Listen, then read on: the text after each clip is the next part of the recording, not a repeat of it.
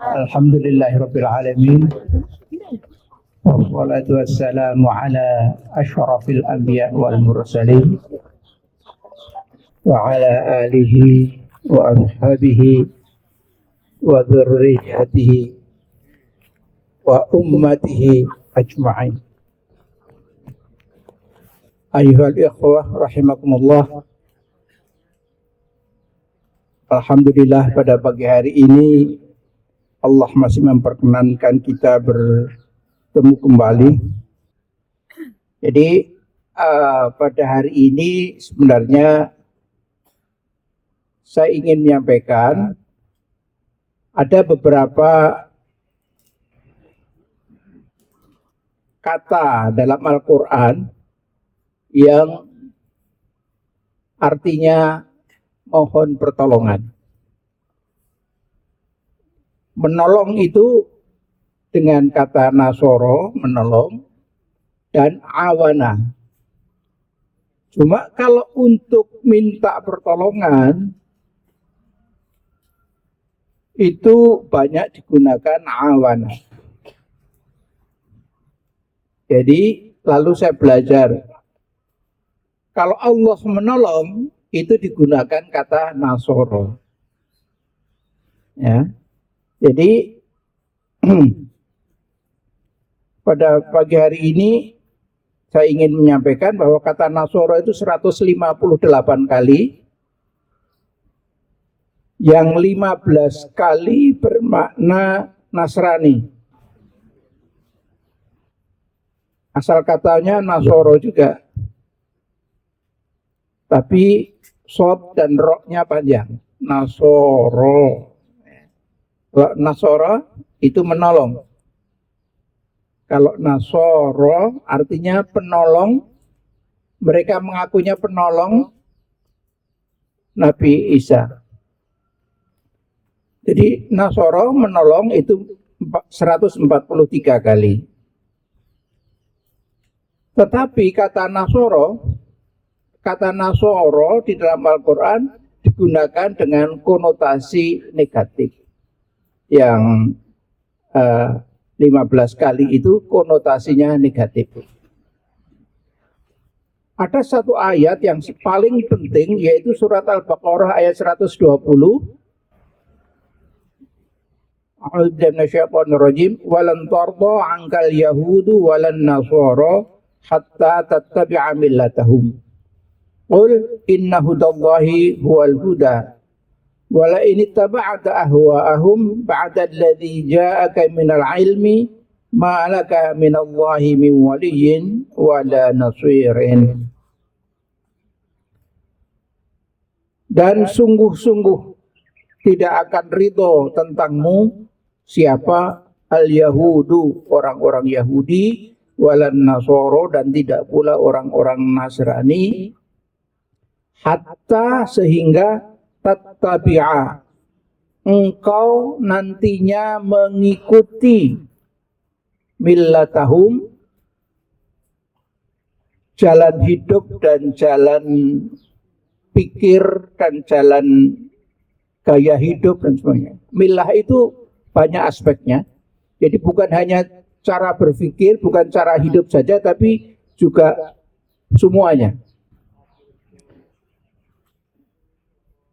Pada saat menjumpai keadaan seperti itu, katakanlah oleh Muhammad kepada orang-orang beriman, inna hudallahi huwal huda. Sesungguhnya petunjuk Allah itu benar-benar petunjuk yang kuat. Wala ini taba'ada, dan sekiranya engkau mengikuti ahwa'ahum, pada hawa nafsu mereka, keinginan mereka, ba'da alladhi ja'aka minal ilmi, sesudah turunnya ilmu, yaitu Islam, tentang kebenaran Islam. Kalau mengikuti mereka sudah setelah mengaku Islam, ma'alaka minallahi min waliyyin, engkau tidak akan memiliki Allah sebagai penolongmu dan sebagai pelindungmu. Ya. Nah, jadi kalau ada satu ayat yang harus diingat yang menggunakan kata Nasrani ya ini. Bahkan ada seorang tokoh dari Jawa Timur, sekarang usianya 90 hampir 92 ya. Kok 92? Kelahiran 39. Berapa itu? 96, hampir 96. April 39 ya. Kok 24, 34. Oh, tahun 34. Jadi hampir 92. Itu dia mengatakan ayat ini wajib dibaca setiap hari. Ya. Jadi itu yang perlu diperhatikan. Lalu dalam kata Nasoro, pertolongan Allah itu kalau di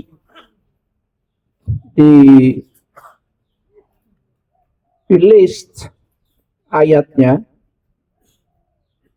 ada dari 143 kali, mungkin sekitar 130-an ayat. Itu setiap ayat itu saya tulis kata-katanya, kata-kata pentingnya. Kemudian saya hitung kata penting apa yang paling banyak keluar. Dari 130-an ayat itu, ternyata kata ilmu. Jadi pertolongan Allah itu berhubungan paling banyak dengan kata ilmu. Nah, kesimpulannya apa? Kesimpulannya, ilmu yang diberikan Allah kepada kita itu adalah alat untuk menolong kita. Kita mencari ilmu itu harus diniati untuk mencari pertolongan Allah. Tapi kita tidak pernah terbersit dalam otak kita mau kuliah untuk cari pertolongan Allah. Ya, yang terbersit adalah kuliah untuk cari ma'isyah, cari kehidupan. Jadi yang paling penting dari kata Nasoro adalah pesan bahwa pertolongan Allah itu paling banyak berhubungan dengan kata ilmu. Dan karena itu niat belajar kita tidak boleh lagi untuk mencari dunia. Sebuah hadis riwayat Imam Ahmad, Imam Abu Daud, dan Imam Ibnu Majah mengatakan, man ta'allama ilman, barang siapa yang mempelajari satu ilmu, mimma yabtaghi bihi wajhullah, yang dengannya menjadi dekat kepada wajah Allah, la yata'allamuhu, tidak mempelajari ia kepada ilmu itu, illa li nasibin illa liyusiba, karena menghendaki ardhan minad dunya, bagian dari dunia. Lam yajid ghurfal jannah yaumal qiyamah, tidak akan menjumpai bau surga, tidak bisa menghirup bau surga pada hari kiamat. Padahal bau surga itu tercium dari jarak 70 tahun perjalanan. Artinya tidak masuk surga. Ngeri ya. Untungnya kita masih sempat ketemu hadis ini ya. Anak-anak kita, cucu-cucu kita, mulai sekarang kita ingatkan pada hadis ini. Barang siapa mempelajari ilmu yang sepatutnya mendekatkan kepada wajah Allah, artinya mendekatkan pada rahmat Allah Azza wa Jalla, tapi dia tidak mempelajarinya illa liyusiba ardod minad dunya, kecuali menghendaki bagian dari dunia, lam yajid, tidak menjumpai, tidak menemui harfal jannah yaumal qiyamah, bau surga di hari kiamat. Insya Allah kita terhindar dari yang demikian ini. Amin. Ya. Jadi itu yang paling penting ya, harus kita ingat tentang kata nasoro. Jadi kata nasoro yang lain itu terutama pada sifat Allah sebagai penolong, ya, sebagai penolong. Sedangkan kata awana banyak digunakan untuk kita memohon pertolongan. Iyyaka na'budu wa iyyaka nasta'in. Pakai awana, nasta'in, mohon pertolongan. Jadi kata awana ini cuma 11 ayat. Ya.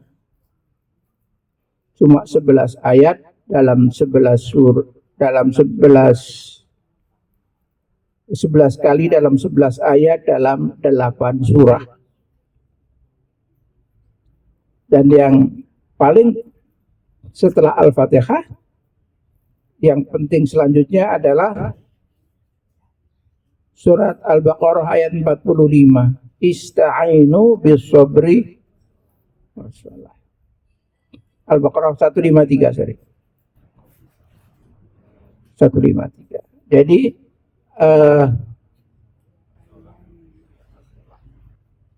kita kalau meminta pertolongan Allah itu dengan sabar dan sholat. Bahkan di dalam surat Al-Kahfi, surat 18, ayat 95, ada lafal a'inuni, yaitu contoh doa orang beriman mohon kepada Allah, yaitu tolonglah kami.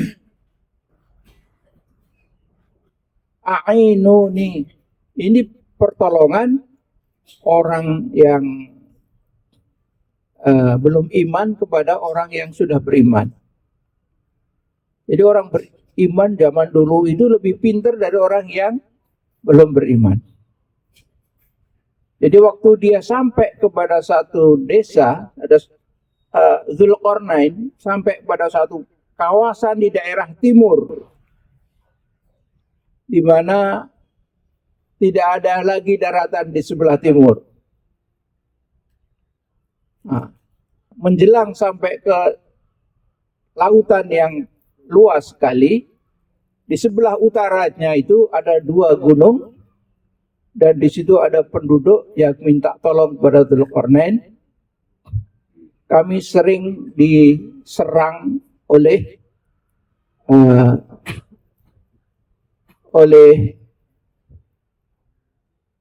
Ya'juj and Ma'juj, Ya'juj dan Ma'juj. Jadi dia minta tolong. Dan itu digunakan kata a'inuni, tolonglah kami. Jadi kalau kita berdoa pun boleh ya menggunakan kata ini. Allahumma a'inuni, ya Allah tolonglah aku. Tapi nunya nggak panjang, karena cuma sendiri. Allah itu tunggal. A'inuni, kalau Dzulqarnain ini bersama teman-temannya. Jadi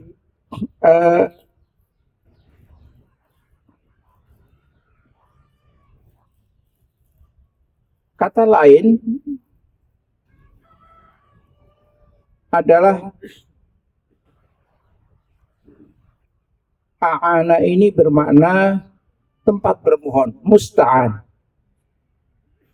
Surat Yusuf ayat 18.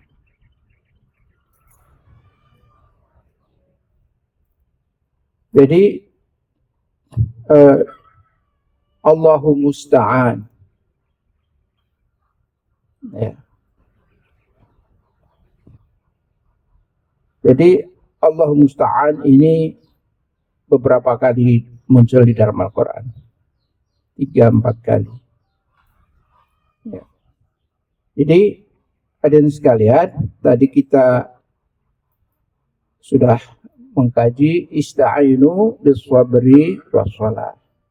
Mintalah kepada Allah dengan sabar dan sholat. Sabar itu artinya ada 12 atau 13. Ya. Tapi intinya adalah sabar itu menahan nafsu dari melakukan perbuatan yang nanti disesali. Ya. Menahan nafsu dari satu perbuatan yang nanti akan disesali di kemudian hari. Kalau sedang emosi kan nggak menyesal, lego hati ini, sing penting. Tapi tidak. Ada 12 makna. Yang pertama tahan uji. Ya. Sabar itu bermakna tahan uji, tahan ujian. Yang kedua tidak bosan. Datang MCI sekarang ini agak susah karena subuhnya 4:30. Sudah agak siang baru subuh. Jam 6 harus sudah sampai sini. Ini kalau agak jauh rumahnya agak susah. Tapi tahan uji, tidak bosan. Surat Al-Baqarah ayat 61. Sabar bermakna tidak bosan. Yang ketiga itu sabar dalam arti rajin berdoa. Jadi berdoa itu bukan pasif ya, dia aktif. Sabar itu kan aktif, tahan uji. Kalau pasif ya ikutan, tidak tahan. Jadi rajin berdoa, Al-Baqarah 45 dan 153. Yang keempat, tahan siksa. Disiksa tetap aja tahan. Al-Baqarah 175.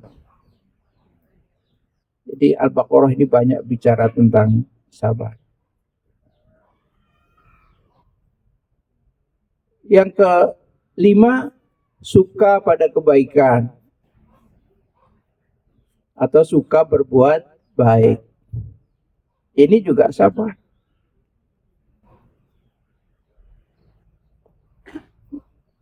Al-Baqarah 177. Yang keenam, ini yang agak berat dikit nih. Dikit aja sih. Tahan godaan walaupun pas memerlukan. Agak berat nih. Ya. Al-Baqarah 249. Ya kan? Untungnya kita ini tidak jadi komisaris BUMN, jadi tidak banyak godaannya.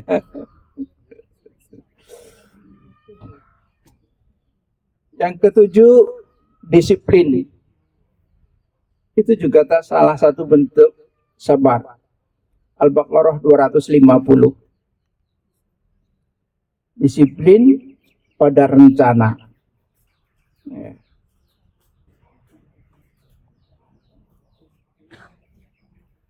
Yang ke-8, sabar adalah tanda hamba Allah. Tanda hamba Allah itu adalah, salah satunya adalah sabar. Ali Imran 17. Jadi dari 1 sampai 7 itu Al-Baqarah. Yang ke-9, tidak peduli kritikan orang kafir. Tidak peduli kritiknya orang kafir. Itu juga masuk sabar. Ali Imran 120 dan 125.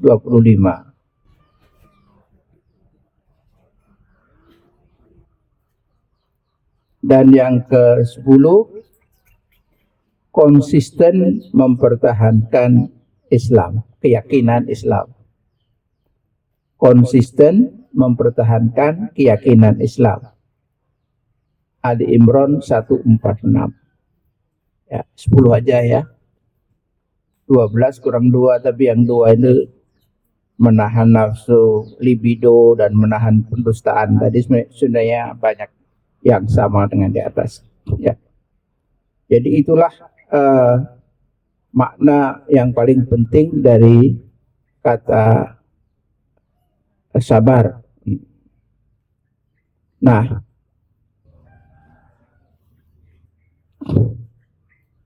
di dalam Al-Quran juga disebut kata berdoa. Ternyata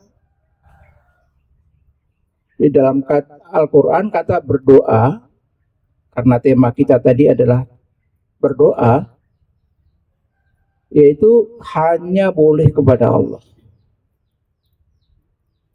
Surat Ali Imran 91. A'udzubillahi minasyaitonir rajim. Innal ladzina kafaru wa matu wa hum kuffar falan yuqbala min ahadihim mil'ul ardi dhahaban wa la iftada bih ulaika lahum adzabun alim wa ma lahu min nasirin. Sesungguhnya orang-orang kafir dan orang-orang yang mati di dalam kekafiran, maka mereka tidak akan pernah diterima dari setiap mereka, setiap orang kafir sampai hari kiamat nanti, tidak akan diterima apanya? Mil'ul ardi, sebesar bumi. Apanya? Zahaban, emas. Wala wiftadabi, sekiranya mengganti dosa kafir. Jadi orang kafir itu kalau nanti sampai di akhirat mau menukar dengan emas sebesar bumi, itu tertolak.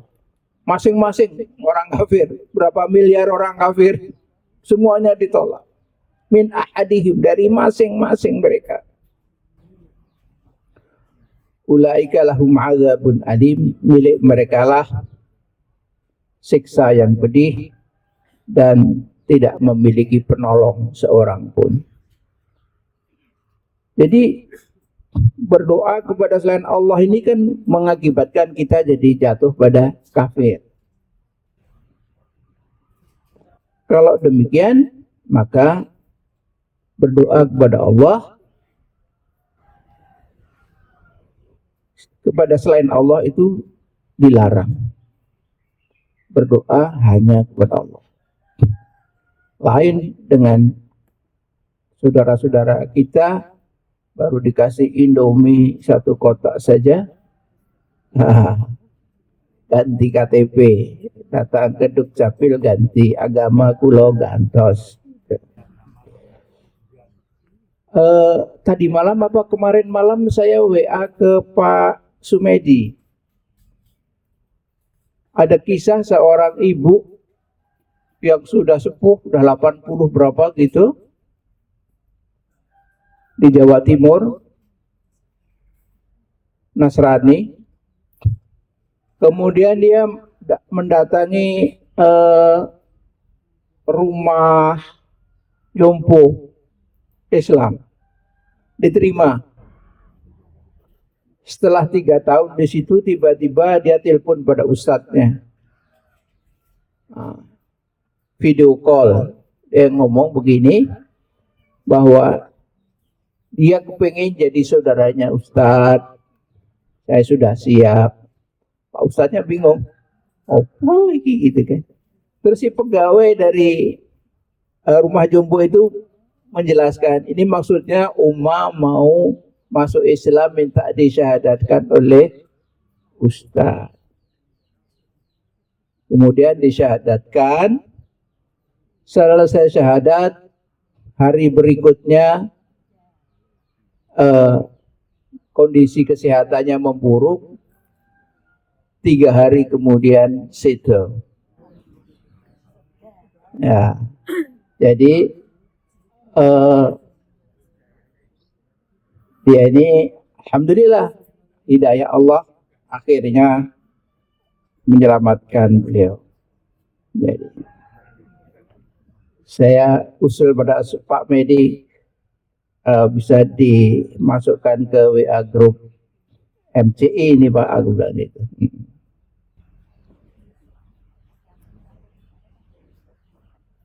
Jadi ada ayat lain yang tentang hanya boleh berdoa kepada Allah, tapi yang serem cuma tadi ya.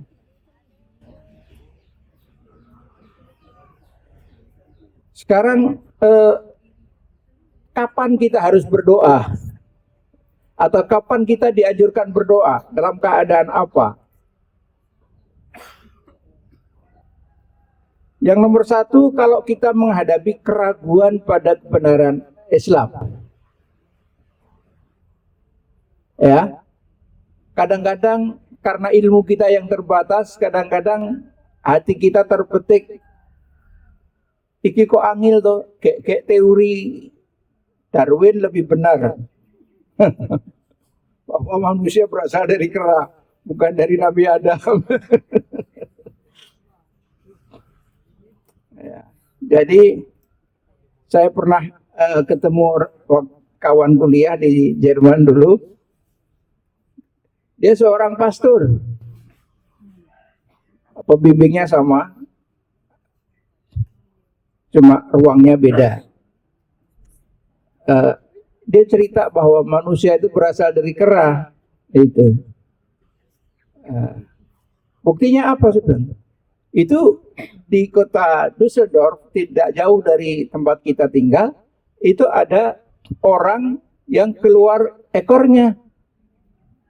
Dan cukup panjang sampai dioperasi. Loh, itu bukan manusia dari kera, itu kera dari manusia. Ya kan? Logikanya terbalik. Jadi orang sering melihat fenomena, cara menyimpulkannya terbalik. Tidak kuat Anda, itu justru kera dari manusia, bukan manusia dari kera, terbalik. Terus yang kedua, logika yang kedua, hukum khusus yang hanya 1 orang akan digeneralisir menjadi hukum umum. Manusia dari kera. Orang yang tumbuh ekornya cuma 1 orang, 2 orang saja. Jadi hukum khusus mau digeneralisir, ini salah ya. Jadi kita mohon pertolongan Allah, terutama saat kita meragukan atau mengalami keraguan terhadap ajaran Islam. Yang kedua, dalam surat Al-A'raf ayat 29, saat kita mengalami kesusahan untuk istiqomah dan ikhlas. Saat susah istiqomah dan ikhlas. Nyuwun Gusti Allah. Kadang-kadang ogah-ogahan ini habis sakit jadi lama nggak ke masjid terus tidak tergerak untuk ke masjid. Misalnya itu berdoa kepada Allah. Yang ketiga itu merupakan adab sopan santun bertuhan. Ya nyuwun. Ya. Kalau anak itu ya nyuwun karo ibu nyuwun bapak itu salah satu cara untuk meminta perhatian. Kalau anak kecil itu kadang-kadang caper cari perhatiannya dengan nakal. Tapi ada yang dengan nolong ibunya. Ya. Nah, kalau surat Al-A'raf ayat 55 merupakan akhlak kita kepada Allah, yaitu dengan berdoa dengan mengiba-iba, berdoa dengan suara lembut dan mengiba-iba. Ya. Terus yang keempat, kalau menghadapi lawan orang kafir yang tangguh, ya, dengan teknologi yang canggih. Fir'aun punya ahli sihir.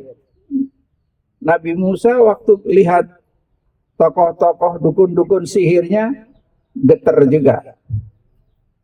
Maka Allah membesarkan hati. Jadi waktu Nabi Musa getar, maka dia mohon pertolongan Allah. Ya. Jadi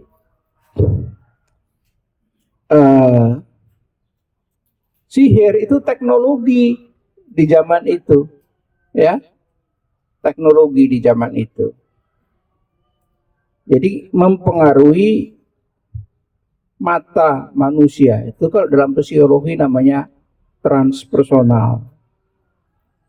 Bukan transpersonal, pas personal.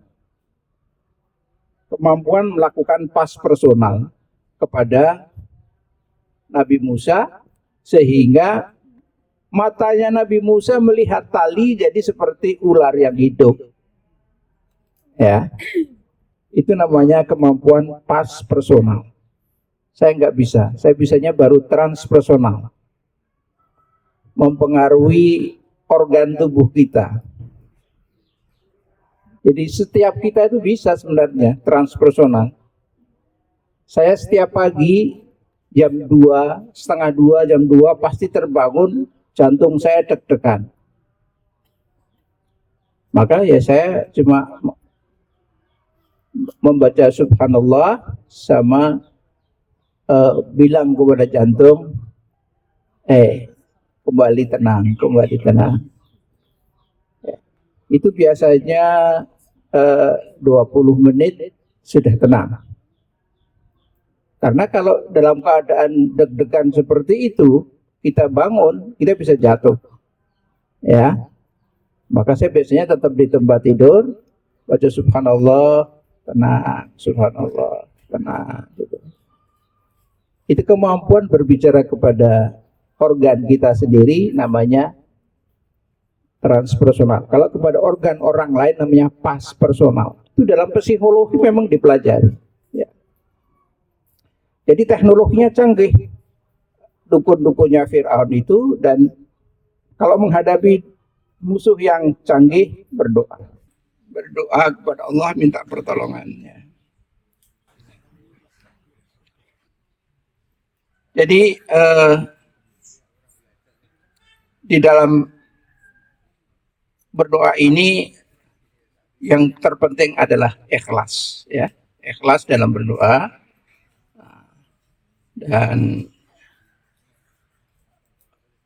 Dan kalau mendoakan anak cucu, apa yang harus doakan yang dimohonkan dari Allah. Bukan pinter dulu, tetapi dalam surat Al-Baqarah ayat 151 itu dikatakan yang pertama itu tugas kenabian itu membacakan ayat Al-Quran kepada manusia, ya. Wa yuzakkikum, mensucikan hati manusia.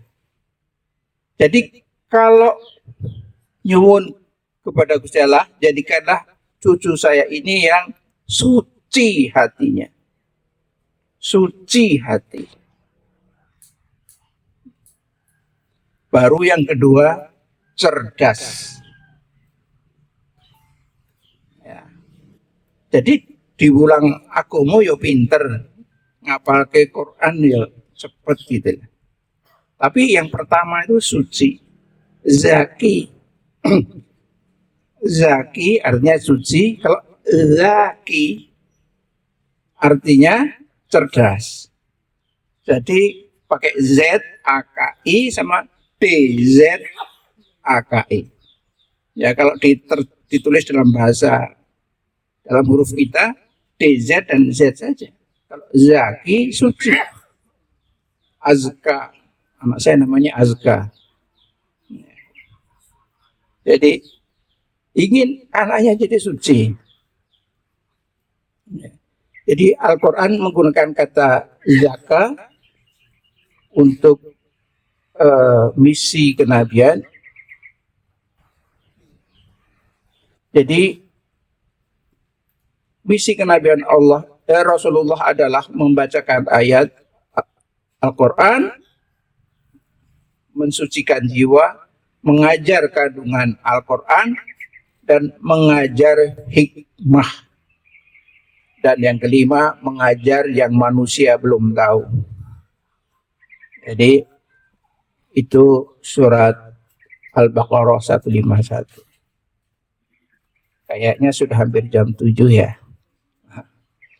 Demikian yang dapat saya sampaikan ibu-ibu. Jadi di dalam rangka Maulid Nabi ini, kita belum lama yang lalu memperingati Maulid Nabi. Kita harus bersyukur termasuk terpilih oleh Allah menjadi umatnya Nabi Muhammad. Ya. Terpilih. Nabi Musa aja kepingin jadi umatnya Nabi Muhammad, ditolak. Ya. Jadi Nabi Muhammad, di antara keistimewaan umat Nabi Muhammad adalah bertemu Lailatul Qadar. Satu malam sama dengan 1000 bulan. Satu malam sama dengan 30.000 malam. Kenapa? Ya, artinya dibandingkan dengan zamannya Nabi Musa melawan Fir'aun, ujian yang kita terima itu mungkin juga 30.000 kali lebih berat. Karena itu kita diberi Al-Quran dan makna sabar tadi sudah kita bahas. Mudah-mudahan itu menjadi modal bagi kita untuk menjalani hidup ini dan mengisinya dengan konsisten, sabar, dan mendoakan anak cucu dan mendoakan sekitar kita, mendoakan bangsa kita. Dan ya Allah, berilah petunjuk kepada bangsa kami ya Allah, misalnya. Sekiranya musibah yang selama ini adalah akibat dosa kami ya Allah, ampunilah ya Allah. Sekiranya untuk kami menjadi bangsa yang bertakwa perlu keajaiban ya Allah, datangkanlah keajaiban itu kepada kami. Ya. Jadi kalau ada satu poin penting yang saya lupa belum sampaikan, dalam kata Nasoro itu Allah memberi pertolongan itu bahkan dalam bentuk yang ajaib. Ya. Jadi kita mohon keajaiban itu nggak salah. Waktu saya tahun 2002 sudah divonis umurnya tinggal 3 tahun, saya berdoa, ya Allah, kula nyuwun ngapunten, ya Allah, kula nyuwun pitulung, ya Allah, kula nyuwun waras. Pada saat ya Allah nyuwun waras gitu, tiba-tiba ada suara. Saya mendengar suara, kowe ora waras, wong kowe iki loromu wis puluhan tahun, udah 22 tahun. Jadi ora iso waras kejaba ana keajaiban. Langsung saya tambah, Gusti Allah kula nyuwun keajaiban panjenengan, mugi panjenengan ridho kanthi keajaiban menika kula saged sehat. Ya. Jadi mohon doa dengan cara memohon keajaiban. Tidak apa-apa. Buktinya saya juga harusnya 2005 sudah bertitel almarhum, tapi 2025 masih bisa ketemu panjenengan di forum yang insya Allah penuh barakah ini. Amin. Ya. Jadi nggak apa-apa mohon keajaiban. Yang itu aneh-aneh, ora apa-apa to le, ora apa-apa to no, itu ya, enggak apa-apa. Nah, ya memang kita tuh butuh keajaiban. Seolah-olah nasib umat kita ini tanpa keajaiban enggak akan berubah. Ya, itulah. Mudah-mudahan kurang 1 menit jam 7-nya, mudah-mudahan bermanfaat. Mohon maaf segala khilaf. Mari kita akhiri dengan doa kafaratul majlis. Subhanaka Allahumma wa bihamdika asyhadu an la ilaha illa anta astaghfiruka wa atubu ilaik. Alhamdulillahirabbil alamin. Wassalamualaikum warahmatullahi wabarakatuh.